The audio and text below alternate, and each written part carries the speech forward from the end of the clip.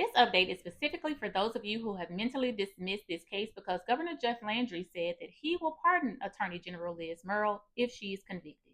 But here's something that many people didn't know. It might not be that simple. You know I took notes. Let's talk about it. I want to acknowledge the NOLA.com staff writer Megan Friedman, who wrote this article looking into the pardon process in Louisiana. I was going to cross that bridge if and when we got there, but it appears that Megan said, hold my beer, so I did. Excellent work, my girl. You did this, okay? Kudos to you. Last week, after Attorney General Liz Murrill was indicted on 16 felony charges, Governor Landry posted on social media that he would pardon her as fast as the law allows. But Louisiana law has rules, thanks to Governor Jeff Landry.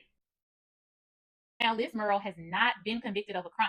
In fact, the Louisiana Supreme Court has already paused or stayed her indictment. That means that there's nothing to pardon right now. But let's say that she was eventually convicted.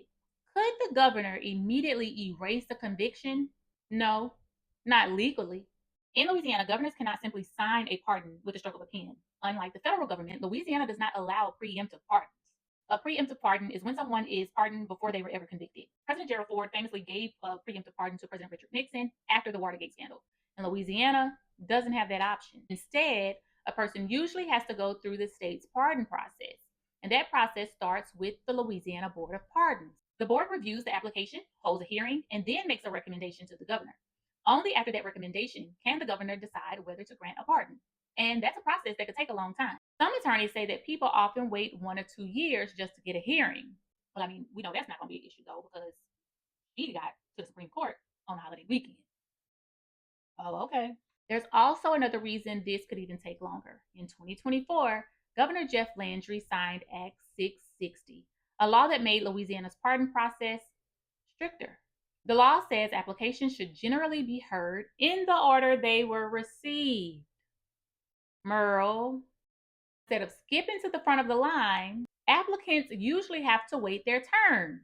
But they are also supposed to do that with the Louisiana Supreme Court. Do y'all see where I'm going with this? Oh, okay. Of course, we know that Murrill has not been convicted. Her indictment is still on hold because of the Louisiana Supreme Court stay. If this case is dismissed, there is no need to pardon. But if this case moves forward and she is convicted, Louisiana law says that there is still a process before a governor can issue a pardon. So while Governor Landry says he plans to pardon her, whether that actually happens and when depends on what happens in court first. Of course, I'll be following this case as new developments happen. And typically, guys, just so you know, any of my updates are going to be in the evening once the courts are closed. I'm not about to stress me out. Bye.